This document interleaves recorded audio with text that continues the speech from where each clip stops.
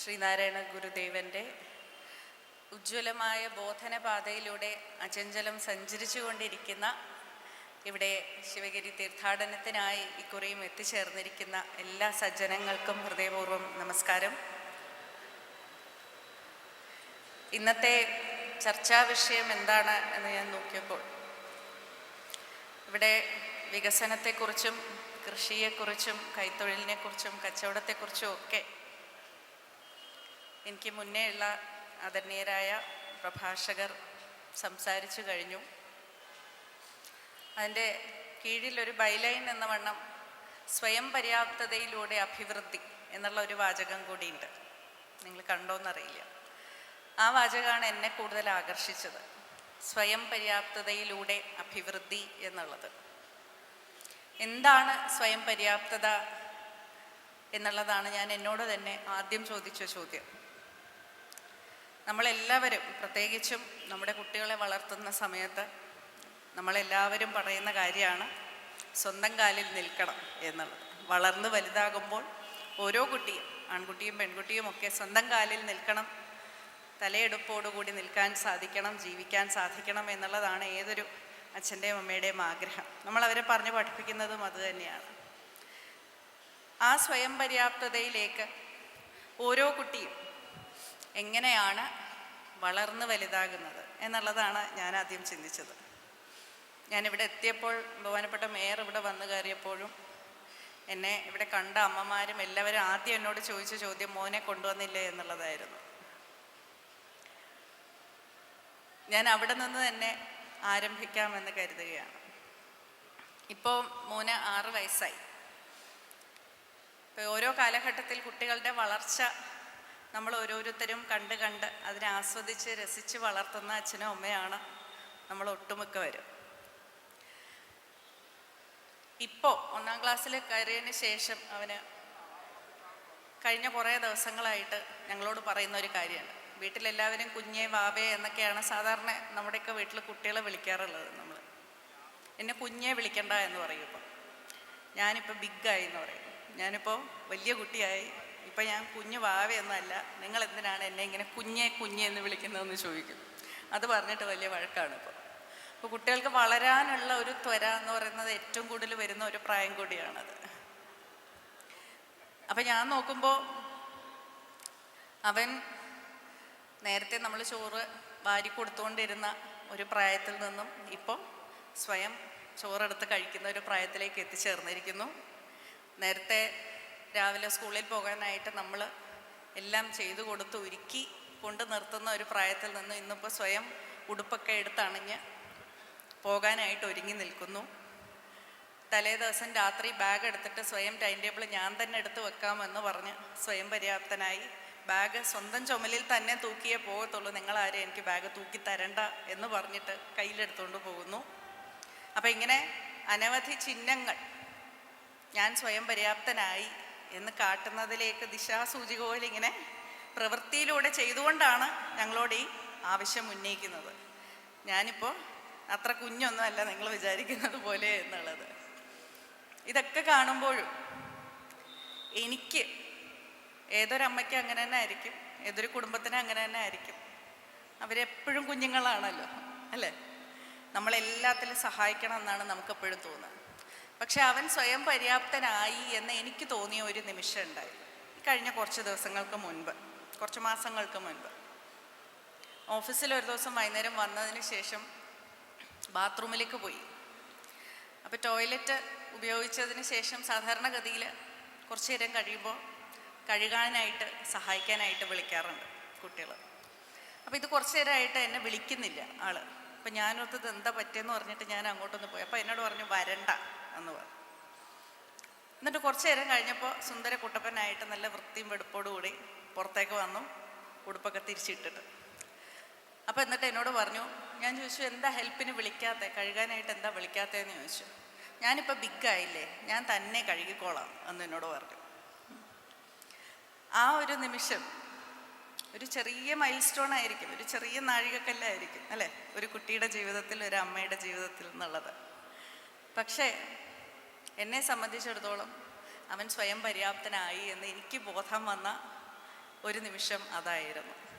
ആ പ്രായത്തിനുള്ള ഒരു സ്വയം പര്യാപ്തി എന്നുള്ളത് ആ നിമിഷത്തിൽ വന്നു എന്ന് എനിക്ക് തോന്നി.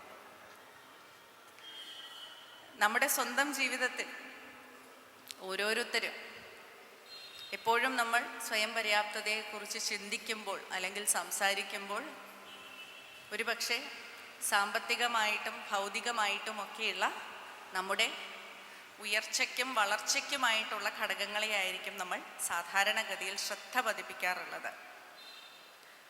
പക്ഷേ ഗുരുദേവൻ്റെ പഠനങ്ങൾ ഓരോന്നെടുത്ത് നോക്കിയാൽ ഇവിടെ ഞാൻ കുഞ്ഞിൻ്റെ കാര്യം പറഞ്ഞതുപോലെ തന്നെ നമ്മുടെ ഉള്ളിലും പുറത്തും സമൂഹത്തിലുമൊക്കെയുള്ള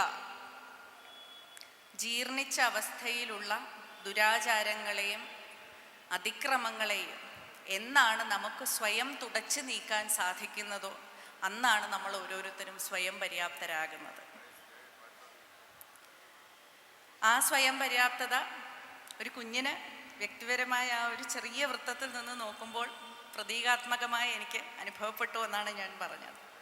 അത് തന്നെ വളർന്നു വലുതാകുമ്പോൾ നമ്മളെല്ലാവരും നേരത്തെ പറഞ്ഞ ഈ സ്വന്തം കാലിൽ നിൽക്കുന്ന വ്യക്തികളായിട്ടുള്ളവർ അവിടെ എത്തിക്കഴിഞ്ഞു എന്നുണ്ടെങ്കിൽ പിന്നെ ഇനി യാതൊരു പ്രശ്നവുമില്ല എന്നുള്ള ഒരു തെറ്റിദ്ധാരണയിലാണ് പൊതുവേ നമ്മൾ നമ്മുടെ കുഞ്ഞുങ്ങളെയൊക്കെ വളർത്തുക. നന്നായിട്ട് പഠിക്കണം, നല്ലൊരു ജോലി വാങ്ങിക്കണം, അത് കഴിഞ്ഞാൽ പിന്നെ അടുത്തത് വിവാഹം കഴിക്കണം എന്നൊക്കെയുള്ള നമ്മുടെ ലിസ്റ്റ് ഇങ്ങനെ നീണ്ടു പോകുന്നുണ്ട്. പക്ഷേ ഇതെല്ലാം നമ്മൾ പറയുമ്പോൾ വിവാഹം കഴിഞ്ഞാൽ പിന്നെ കുട്ടി ഉണ്ടാവണം, അതിനുശേഷം പിന്നെ വീടുണ്ടാക്കണം, ഇങ്ങനെ നമ്മുടെ ലിസ്റ്റ് കുറച്ച് കൂടുതലാണ് മലയാളികളുടെ പൊതുവെ. പക്ഷെ ആ ലിസ്റ്റിലൊക്കെ ഉള്ള ഒരു അബദ്ധം എന്താണെന്ന് ഞാൻ പറയാം. ഈ സ്വയം പര്യാപ്തതയിൽ നമ്മൾ എത്തി നിന്നാൽ പിന്നെ ജീവിതത്തിൽ അങ്ങ് സെറ്റിലായി എന്നാണ് നമ്മൾ ഓരോരുത്തരും ചിന്തിക്കുന്നത്. ഈ സെറ്റിലാകുക എന്നുള്ള ഒരു പദം തന്നെ എനിക്ക് അനഭിലഷണീയമായിട്ടുള്ളൊരു പദമായിട്ടാണ് തോന്നുന്നത്. നമ്മൾ ഈ കെമിസ്ട്രി ലാബിലൊക്കെ ഒരു റിയാക്ഷൻ നടത്തുമ്പോൾ പ്രത്യേകിച്ച് ഒരു ഗുണവും ഇല്ലാത്ത ഒരു പദാർത്ഥമായിരിക്കും ടെസ്റ്റ് ട്യൂബിൻ്റെ അടിത്തട്ടിൽ ഇങ്ങനെ അടിഞ്ഞുകൂടി കിടക്കുക. അതാണ് ശരിക്കും സെറ്റിലാവുക എന്ന് പറയുന്നത്. ഇനി യാതൊരു സ്കോപ്പും ഇല്ലാത്തൊരു ജീവിതത്തിൽ, ഇനി വളർച്ചയ്ക്ക് യാതൊരു ത്വരയും ഇല്ലാതെ ജീവിതത്തിൻ്റെ ഒരു മൂലയിൽ അടിഞ്ഞുകൂടി കിടക്കുക എന്നുള്ളതാണ് ശരിക്കും ആ പദം കൊണ്ട് നമ്മളൊക്കെ അർത്ഥമാക്കുന്നത്. ആ രീതിയിൽ സെറ്റിലാകാതിരിക്കണം എന്നുള്ളതാണ് സ്വയം പര്യാപ്തതയിലൂടെ ഞാൻ കാണുന്നത്. എന്നും വളർച്ചയ്ക്കുള്ള ത്വര നമ്മളിൽ ഉണ്ടാകണം എന്നുണ്ടെങ്കിൽ ഞാൻ ആദ്യം സൂചിപ്പിച്ചതുപോലെ എന്നും നമ്മൾ നേരിട്ടുകൊണ്ടിരിക്കുന്ന പ്രശ്നങ്ങളും പ്രയാസങ്ങളും യാതനകളും അനീതികളും ഒക്കെ നമുക്ക് ദൃശ്യമാകണം. അത് മനസ്സിലാക്കുവാൻ നമുക്ക് സാധിക്കണം. അത് മനസ്സിലാക്കുവാൻ സാധിക്കണമെന്ന് മാത്രമല്ല, അത് സ്വയം തുടച്ചു നീക്കുവാനും കഴുകി കളയുവാനുമുള്ള പ്രാപ്തി നമുക്കുണ്ടാകണം. ആ പ്രാപ്തിയാണ് ശ്രീനാരായണ ഗുരുദേവൻ ഈ ശിവഗിരി തീർത്ഥാടനം എന്നുള്ളത് കൊണ്ടും അർത്ഥമാക്കുന്നത് എന്നാണ് ഞാൻ മനസ്സിലാക്കുന്നത്. ഇന്ന് രാവിലെ മഹാസമ്മേളനം ഉദ്ഘാടനം ചെയ്തുകൊണ്ട് ബഹുമാനപ്പെട്ട മുഖ്യമന്ത്രി സൂചിപ്പിക്കുകയുണ്ടായി, അഷ്ടവഴികളിലൂടെ എന്തുകൊണ്ടാണ് ശ്രീനാരായണ ഗുരു ഈ 8 വിഷയങ്ങളിലായി ഈ തീർത്ഥാടനം നടത്തണമെന്ന് ഉപദേശിച്ചത് എന്നുള്ളത്. അതിൻ്റെ പുസ്തകത്തിലുള്ള അതിൻ്റെ വിവരണം വായിച്ചു നോക്കിയാൽ നമുക്ക് മനസ്സിലാകും. അന്ന് വല്ലഭശ്ശേരി വൈദ്യരും തിക്കേക്കെട്ടിനും കൂടെ വന്ന് ശ്രീനാരായണ ഗുരുവിനോട് ആദ്യം തീർത്ഥാടനത്തെക്കുറിച്ച് സംസാരിച്ചപ്പോൾ ഈ ശിവഗിരി തീർത്ഥാടനം എന്തിനാണ് നിങ്ങൾ ഉദ്ദേശിക്കുന്നത് എന്ന ചോദ്യത്തിന് ആദ്യത്തെ മറുപടിയായി വന്നത്, നമ്മുടെ ജാതിക്കാർക്ക് ആർക്കും തന്നെ എല്ലാ ക്ഷേത്രങ്ങളിലും പ്രവേശനം ഇന്നും ലഭ്യമല്ല, അതുകൊണ്ട് അവർക്കെല്ലാവർക്കും ഒത്തുചേരുവാനും പ്രാർത്ഥിക്കുവാനും പിരിഞ്ഞു പോകാനും കൂടി വേണ്ടിയിട്ടാണ് എന്നുള്ളതായിരുന്നു ആദ്യമുണ്ടായിരുന്ന ഒരു മറുപടി. പക്ഷെ അങ്ങനെയല്ല, ഒത്തുചേർന്ന് പ്രാർത്ഥിച്ചിട്ട് പോയാൽ മാത്രം പോരാ, ഈ പറയുന്ന ഓരോ വിഷയത്തിലുമുള്ള പ്രഗത്ഭരെ ഇവിടെ കൊണ്ടുവന്ന് അവർക്ക് ബോധനം നൽകണം. അവർ സ്വയം പര്യാപ്തരാകണമെങ്കിൽ ആ അറിവ് അതിനാവശ്യമാണ്, ആ ബോധനം അതിനാവശ്യമാണ് എന്നുള്ളത് വളരെ വ്യക്തമായ കാഴ്ചപ്പാടോടുകൂടി ഗുരുദേവൻ നമുക്ക് പറഞ്ഞു തന്നിട്ടുള്ളതാണ്. ആ പാതയിലൂടെയാണ് നമ്മൾ ഇന്നും സഞ്ചരിച്ചു കൊണ്ടിരിക്കുന്നത്, ആ സ്വയം പര്യാപ്തതയുടെ പാതയിലൂടെ. ആ പാതയിലൂടെ സഞ്ചരിക്കുമ്പോൾ ഒരുപാട് തടസ്സങ്ങളും ഒരുപാട് മലീമസമായിട്ടുള്ള ചിന്തകളും ഒരുപാട് പ്രതിലോമ ശക്തികളുമൊക്കെ നമുക്കെതിരെ ഉണ്ടായിക്കൊണ്ടിരിക്കും. അതിനൊക്കെ എതിരായി പൊരുതുവാനുള്ള ഒരു മനോധൈര്യം, ഒരു മനോവീര്യം നമുക്ക് ഓരോരുത്തർക്കും ഉണ്ടാകണം. അതുകൊണ്ടാണ് ഗുരുദേവൻ്റെ സമഗ്രമായിട്ടുള്ള എല്ലാ ചിന്തകളും എല്ലാ കൃതികളും എല്ലാം എടുത്തു നോക്കിയാൽ നമുക്ക് മനസ്സിലാക്കാൻ സാധിക്കുക, ആത്മാഭിമാനത്തിലും സ്വയം ശാക്തീകരണത്തിലും കേന്ദ്രീകരിച്ചുകൊണ്ടാണ് അദ്ദേഹം ഓരോ തവണയും ഓരോ പ്രവൃത്തിയും ചെയ്തിട്ടുള്ളത്, ഓരോ വാക്കും ഉരിയാടിയിട്ടുള്ളത്. സ്വയം പര്യാപ്തമായാൽ മാത്രം പോരാ, വാക്കിലും വിചാരത്തിലും പ്രവൃത്തിയിലും നമ്മൾ പരിശുദ്ധമായിരിക്കണം, നമ്മൾ ശുദ്ധമായിരിക്കണം എന്നാണ് ഗുരുദേവൻ പറഞ്ഞിട്ടുള്ളത്. വാക്കിലും വിചാരത്തിലും പ്രവൃത്തിയിലും ശുദ്ധമായിരിക്കണം എന്നാണ് ഗുരുദേവൻ പറഞ്ഞിട്ടുള്ളത്. ആ ശുദ്ധമായിരിക്കണമെങ്കിൽ എന്താണ് ചെയ്യേണ്ടത് എന്നും അദ്ദേഹം പറഞ്ഞിട്ടുണ്ട് അതിനുശേഷമുള്ള വാചകത്തിൽ. ചിലപ്പോൾ തെറ്റുകൾ നമുക്ക് സംഭവിക്കാം, അല്ലേ? പ്രത്യേകിച്ച് സ്വയം പര്യാപ്തമായി കഴിഞ്ഞാൽ പിന്നെ തെറ്റ് ചെയ്യാനുള്ള അഹംഭാവവും കൂടി കുറച്ചുകൂടെ കൂടുകയാണ് ചെയ്യുക, അല്ലേ? അപ്പം അങ്ങനെ തെറ്റുകൾ ചിലപ്പോൾ സംഭവിക്കുമ്പോൾ തിരിഞ്ഞു നോക്കി അത് തെറ്റാണല്ലോ എന്ന് മനസ്സിലാക്കി അത് തിരുത്തുവാനുള്ള ഒരു മനഃശുദ്ധി നമുക്കുണ്ടാകണം എന്നാണ് ഗുരുദേവൻ പറഞ്ഞിരിക്കുന്നത്. ആ തെറ്റുകൾ ചെയ്യുമ്പോഴും നമുക്ക് ചുറ്റുമുള്ള തെറ്റുകളെ കാണുമ്പോഴും അത് തിരുത്തുവാനുള്ള മനഃശുദ്ധി ഉണ്ടാകണമെങ്കിൽ ഞാൻ ആദ്യം പറഞ്ഞ മലീമസമായിട്ടുള്ള ചിന്തകളെയും ഒപ്പം മലിനമായിട്ടുള്ള ഏത് ഘടകത്തെയും, അത് നമ്മുടെ മനസ്സിനെ ആയാലും പ്രവൃത്തിയായാലും ജീവിതത്തെ ആയാലും ഒക്കെ മലീമസപ്പെടുത്തുന്ന എന്തിനേയും തുടച്ചു നീക്കുവാനുള്ള ഒരു ആത്മവീര്യം നമുക്കുണ്ടാകണം.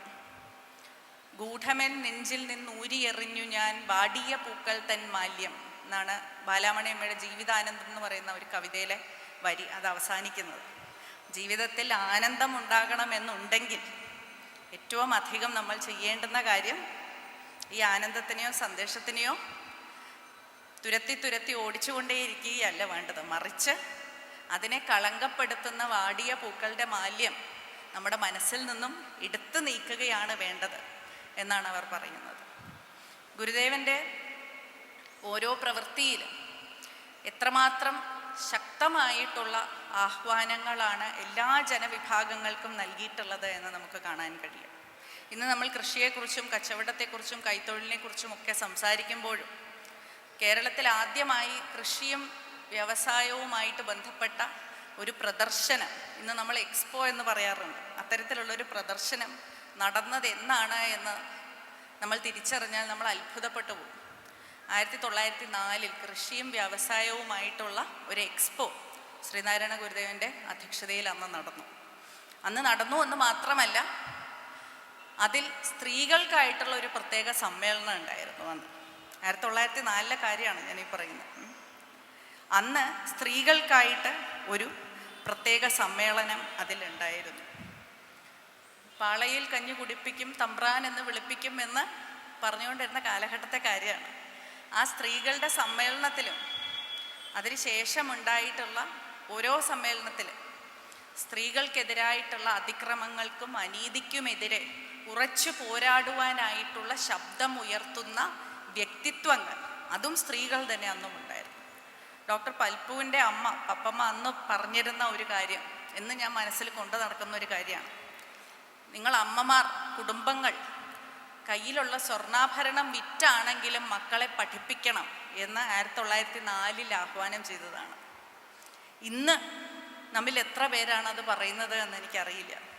കാരണം വിദ്യാഭ്യാസത്തിന് അത്രയധികം പ്രാധാന്യമുണ്ട് എന്ന് തിരിച്ചറിഞ്ഞുകൊണ്ട് എല്ലാ വിവേചനങ്ങൾക്കുമെതിരെ, മതസ്പർദ്ധ എന്ന അഴുക്കിനെതിരെ, ജാതിചിന്ത എന്ന മാലിന്യത്തിനെതിരെ, സ്ത്രീകൾക്കെതിരെയായിട്ടുള്ള അതിക്രമം എന്ന ഭീകരതയ്ക്കെതിരെ, പാർശ്വവൽക്കരിക്കപ്പെട്ട സമൂഹങ്ങളെ ഒഴിച്ചു മാറ്റുന്ന പ്രവണതകൾക്കെതിരെ, ദുശ്ചിന്തകൾക്കെതിരെ, മദ്യത്തിനെതിരെ, മയക്കുമരുന്നിനെതിരെ, നമ്മുടെ സമൂഹത്തെ വളർച്ചയിൽ നിന്നും പിന്തിരിപ്പിക്കുന്ന ഓരോ ഘടകത്തെയും മാലിന്യമാണ്, അഴുക്കാണ് എന്നറിഞ്ഞുകൊണ്ട് തുടരെ തുടരെ അവയ്ക്കെതിരെ പൊരുതുവാനും അവയെ കഴുകിക്കളയുവാനുമുള്ള ആയുധമാണ് വിദ്യാഭ്യാസവും തൊഴിലും നൈപുണ്യവും എന്ന് തിരിച്ചറിഞ്ഞ് അതിനെ പ്രാവർത്തികമാക്കിയ ഗുരുദേവൻ്റെ തീർത്ഥാടനത്തിലാണ് നമ്മൾ ഇന്നിരിക്കുന്നത്. ആ പോരാട്ടം അന്ന് തുടങ്ങിയത് ഇന്നും കേരളത്തിൽ തുടരുകയാണ്, അല്ലേ? ഒരു നൂറ്റാണ്ട് മുൻപേ തുടങ്ങിയ പോരാട്ടം ഇന്നും തുടരുകയാണ്. അത് തുടരേണ്ടുന്ന ഒന്ന് തന്നെയാണ് എന്നാണ് എനിക്ക് പറയുവാനുള്ളത്. കാരണം സാമൂഹിക പരിഷ്കരണം എന്നുള്ളത് ഒരു തുടർ പ്രക്രിയയാണ്. അതിന് ഒരവസാനമില്ല. കൽപ്പറ്റ മാഷിൻ്റെ ഒരു കവിതയിൽ ഡൈനോസോറുകൾ ഇല്ലാതായിട്ടില്ല എന്ന് പറഞ്ഞ ഒരു കവിതയുണ്ട്. വളരെ രസകരമായിട്ടുള്ള ഒരു കവിതയാണ്. ഉണ്ടായത് ഇല്ലാതാവുകയില്ല. എന്താണ്? ഉണ്ടായത് ഇല്ലാതാവുകയില്ല, മാറുകയേ ചെയ്യൂ രോഗങ്ങളെ പോലെ, അല്ലേ? ഉണ്ടായത് ഇല്ലാതാവുകയില്ല, മാറുകയേ ഉള്ളൂ രോഗങ്ങളെ പോലെ. ഡൈനസോറുകളും ഇല്ലാതായിട്ടില്ല, കാലോചിതമായി പരിഷ്കരിക്കപ്പെട്ടതേ ഉള്ളൂ എന്നാണ് അദ്ദേഹം പറയുന്നത്. അന്നുണ്ടായിരുന്ന ഈ അക്രമങ്ങളും അനീതികളും ദുരാചാരങ്ങളും എല്ലാം പൂർണ്ണമായും ഇല്ലാതായി എന്ന് നമുക്ക് വിസ്മരിക്കാനാകില്ല.